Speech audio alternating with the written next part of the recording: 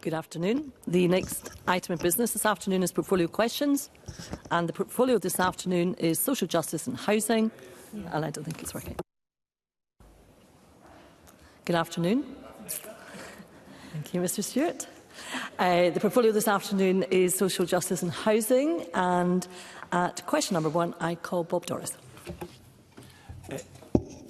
To ask the Scottish Government how steps set out in its Housing Emergency Action Plan will support its work to tackle the housing emergency, particularly for young people and first-time buyers. Cabinet Secretary Mara McCallum. Presiding Officer, the plan delivers on 3 principal objectives: ending children living in unsuitable accommodation, supporting the housing needs of vulnerable communities and building our future by investing up to £4.9 billion in multi-year funding, as well as investing significantly in a boosted affordable house building programme to support young people and first-time buyers. In particular, we are expanding the scope of the open market shared equity scheme, increasing the targeted acquisition fund from £40 to £80 million, working with councils to flip temporary accommodation, providing financial support for women to leave an abusive partner, and subject to Parliament's approval, will introduce a long-term system of rent controls via the Housing Scotland Bill. Bob Doris. Cabinet Secretary, I really welcome those measures, and I welcome the expansion of the open market shared equity scheme, and note that guidance shows it's available to those on lower incomes based on affordability, and the Scottish Government can take up to a 40% stake in the property purchased. However, the scheme is not open to younger people out with certain priority groups, and applicants must be social rented tenants. Given younger people, including families, often stay with friends and relatives and don't have any form of tenancy, will the Scottish Government consider reviewing criteria to enable this group to apply, and more generally what further support can be offered? Cabinet Secretary. Presiding Officer, OMSI is, I'm very pleased to say, now available to all qualifying first-time buyers, as well as priority access groups, from the 2nd of September 2025. This policy change has been implemented to ensure the maximum number of people are able to access the scheme, and will help many to secure a home that would not otherwise be able to do so. And I will consider specifically the point that Mr Doris raises with me and see if there's anything that can be done in that regard. Question number 2, Jamie Halker-Johnson. To ask the Scottish Government what percentage increase in redeterminations of pension age disability payment assessments there has been since January 2025. Cabinet Secretary Shirley-Ann Somerville. Social Security Scotland's priority is to make the right decision on applications first time, and to do so as quickly as possible. As it is a new benefit, pension aid disability payment application volumes are still increasing, but the numbers of redeterminations has remained low since the launch of the benefit in October 2024. Out of 2,575 processed applications for pension age disability payment, only 45 redeterminations have been requested up to 30th of April 2025.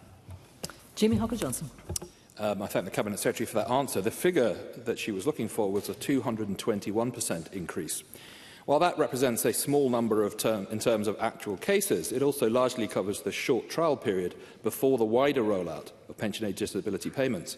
Since April 2025, the benefit has been extended to 14 more council areas, including Edinburgh, North and South Lanarkshire, Glasgow, Renfrewshire and West Lothian, some of our largest council areas. Given this rapid expansion in eligibility, does the Cabinet Secretary anticipate further increases in self-determinations, and how do they expect this to affect the time it takes to process applications across the system? Could we see significant delays as a result? Cabinet Secretary. Well, no, we won't see significant delays, because the processing times are being kept very closely under review, and that's very different to what happens with a redetermination, which is, I think, what the member meant at one point during that question. I appreciate when the member and the Scottish Conservatives are going for the press release, they want to go for the percentage figure. But if we genuinely want to talk about how to get the right decision at first time round, then I think it is important we have a sensible conversation about the fact that as a benefit goes from 3 councils to 32 council areas, strangely enough, the number will go up, both in terms of applications and therefore redeterminations, which is why it's very important that we look at the proportion overall. The proportion of redeterminations is still exceptionally small, and I point to the absolute figure, which I said in my original answer. It remains small, and that's the important aspect around keeping a bit of perspective and context Presiding Officer, on this, rather than going for a cheap headline. Supplementary, Audrey Nicholl. Thank you, Presiding Officer. Recipients of disability benefits in Scotland will understandably be concerned following the UK Government's recent proposals to cut social security and the implications for disability benefits in Scotland. So can the Cabinet Secretary provide an update on the Scottish Government's engagement with the UK Government on these proposals? And additionally, what reassurance can the Cabinet Secretary provide to disabled people and those living with long-term health conditions about that their interests are being protected? Cabinet Secretary. Well, it is very important, Presiding Officer, that we provide reassurance for disabled people that, as I say, we're getting the right decision first time for all benefits. But it's also very important that we give the reassurance that this Scottish Government will not undertake the cuts to disability benefits that are still, unfortunately, happening under Westminster. There was quite rightly great pushback when there was the threat of taking away personal independent payments for people. Clearly, the Scottish Government laid out that we would not follow suit on that. But there are, to be clear, still cuts that are being made to the incomes of disabled people because of what's happening through universal credit. That is part of the reserved benefit system, but I will make it clear to the new Secretary of State for the Department of Work and Pensions the impact that has not only on disabled people but on child poverty levels as well. Question number 3, Rhoda Mackay. Thank you, Presiding Officer. To ask the Scottish Government what funding and timelines will support the new Disability Equality Plan to ensure that its aims deliver real change for disabled people. Minister Cook-Stewart. Thank you. I was delighted to attend the launch of the Disability Equality Plan this summer and to see the energy and the commitment that was behind it. It's encouraging to witness progress and to know that real change is being prioritised. Timely, targeted funding is essential to the plan's success and to disabled people's organisations across Scotland who play a vital role in advancing equality and inclusion. To support the plan, we're investing £2.5 million in key services and initiatives, including a new £1 million Improving Access Fund to enhance advice, digital inclusion, mental health support and access to health and social care. Rhoda Mackay. I thank the Minister for that encouraging reply. Many disabled constituents struggle with accessible transport, housing adaptations and local mental health services. How will this plan directly improve support and accessibility in communities throughout Strathkelvin and Bearsden and the rest of Scotland? Minister. Thank you. We believe that Scotland should be a place where disabled people can live the lives that they choose with the support that they need in order to do so. It should be a place where everybody is enabled to participate in society, access their rights, take advantage of opportunities and thrive in their communities, including Rhoda Mackay's constituency. In addition to the £1 million Improving Access Fund to enhance digital inclusion, mental health support and access to health and social care, the Disability Equality Plan directly links to and aligns with the work of the Mental Health and Wellbeing Strategy and Delivery Plan. We are focused on improving access to care and support, including grassroots projects supported by our community's Mental Health and Wellbeing Fund for Adults.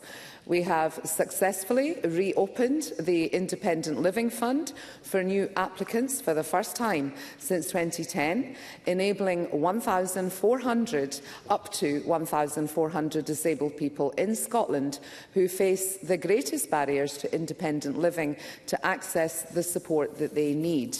We continue to work on ensuring disabled people can travel with the same freedom, choice, dignity and opportunity as other citizens. Thank you. And supplementary, Alexander Stewart. Thank you, Presiding Officer. The Scottish Government says it is committed to improving the lives of disabled people, but for many living with disabilities, there are still far too many barriers getting into employment. In particular, rural areas have a huge issue, and we've seen that in Moray, Orkney and the Highlands, where disabled employment gaps are much larger than the United Kingdom, across the United Kingdom. So therefore, can I ask the Minister and the Scottish Government what they're doing to ensure that that gap is closed, in particular for the rural areas? Minister. Thank you for that. I mean, it is unfortunate that, UK government leaders are backing cuts in this area, which is not helpful.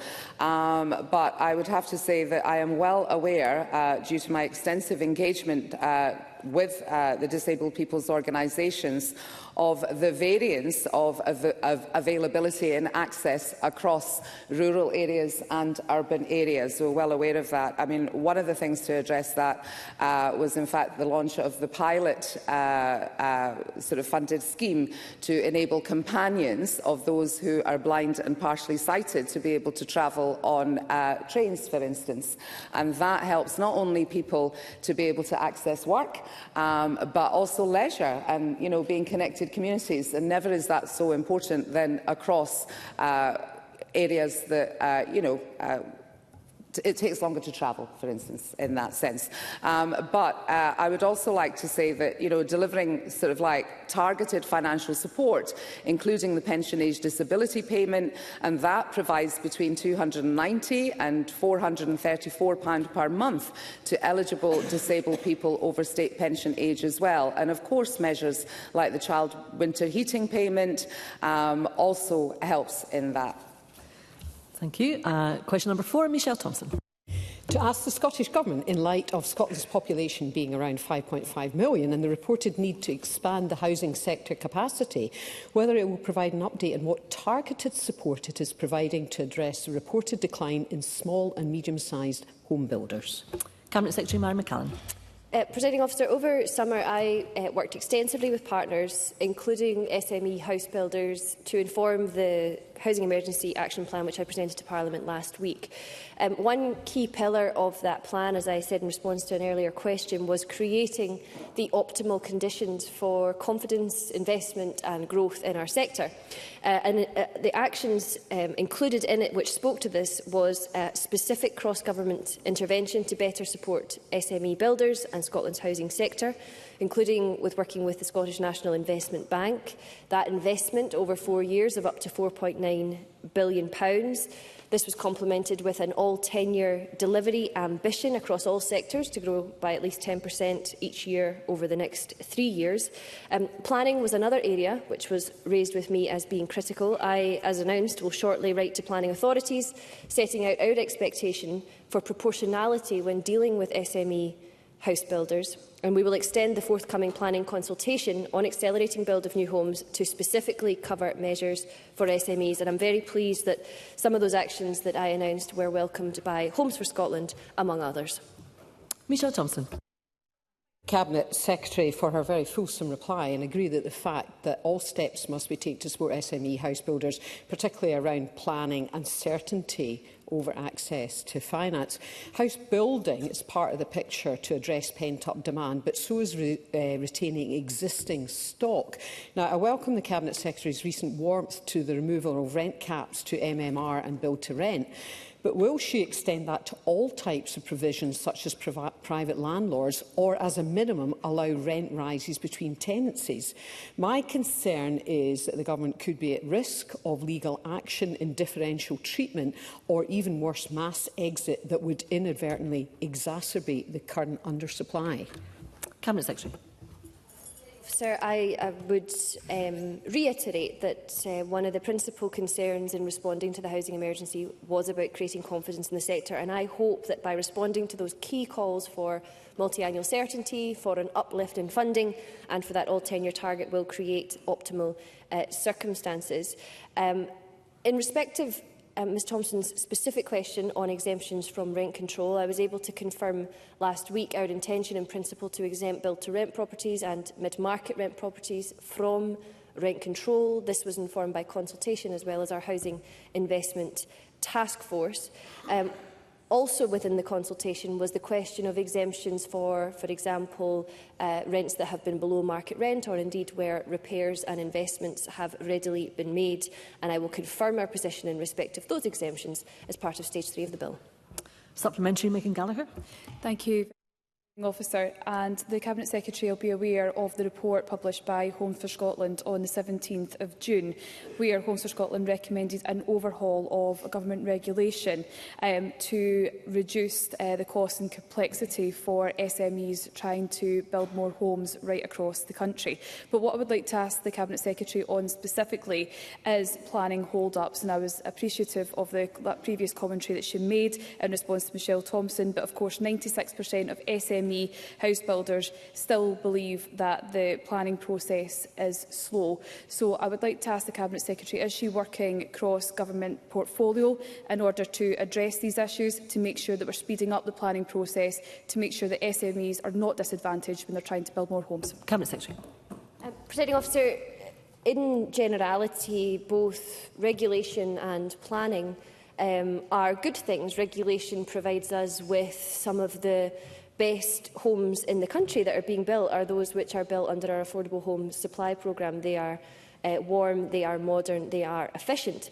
Likewise, planning, but they need to be facilitators of progress and not hinder progress. So I'm very mindful of the cumulative effect of regulations in respect of house building, as I am with planning. To respond very directly to the point about cross-government working, I am absolutely undertaking that. Not least with Ivan McKee, the Minister for Public Finance. Him and I are very closely engaged in the suite of planning adjustments that are being made as part of the Government's programme for government, but also those which I included in my statement last week, specifically that new planning direction which Ministers will give for the monitoring of the application of National Planning Framework 4 and giving us the ability to intervene in that. And that will sit alongside setting out our expectations of proportionality, of customer service and of delivery. Supplementary, Liam MacArthur. Thank you. It is no real surprise that over recent years 100% of house sales in Orkney are SME built, and while it is clear that SME firms are facing the sorts of challenges across the country that Michelle Thompson was alluding to, including the availability, ironically, of housing for those working in the sector, there are specific barriers for those operating in island communities with increased development costs, a one-size-fits-all approach to planning requirements and a lack of sufficient funding to take forward key projects. The Cabinet Secretary has helpfully committed to visit Orkney to meet those involved in housing development in the islands. Ahead of that visit, will she commit to looking at what further tailored support might be made available for small house builders to address the concerns they are raising? Cabinet Secretary. Presiding Officer, as Housing Secretary, I will remain in ongoing contact with SME house builders, as I will with other representatives in the sector, because it's very much in my interest to understand the barriers as they see them and to seek to overcome them. And aspects of the plan I set out last week were intended to do exactly that, not least in respect of planning and my clear expectation of proportionality in the treatment of SMEs. Mr MacArthur is absolutely right. Not only is supporting our SME house builders important in and of itself, but equally it supports the development of much needed housing in rural and island Scotland, where we know SME house builders have a really important part to play. So I want to assure Mr MacArthur, as I want to ensure the rest of the Chamber, that the needs of SME house builders have been a very important consideration for me and my team as we've developed our housing emergency response. It has been informed by collaboration with them, and it will continue to be so. And supplementary, Stephen Kerr. The number of SME house builders in Scotland has indeed fallen to its lowest level in 20 years. And according to Homes for Scotland report, 9 in 10 SMEs say this is their perception that the government's policies make building harder. Now, I've listened very carefully to what the Cabinet Secretary said about her forward direction in addressing this issue. So can I ask her directly, is it her intention to intervene in the local government planning process to speed things up? And if it is, how will she go about this? Cabinet Secretary. Presiding Officer, local authorities are independent corporate organisations, and planning is a semi-judicial process, and I would not propose to seek to usurp or take the place of the planning authority's job in carefully considering all that has to be weighed up.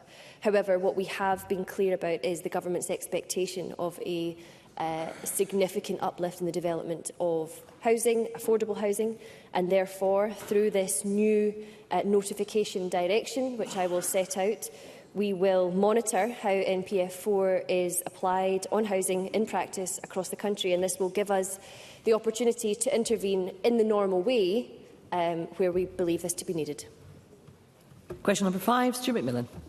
Thank you, Presiding Officer. To ask the Scottish Government what discussions it has had with Inverclyde Council, private developers and registered social landlords operating in Inverclyde regarding housing development activity planned for the current financial year and for 2026-27.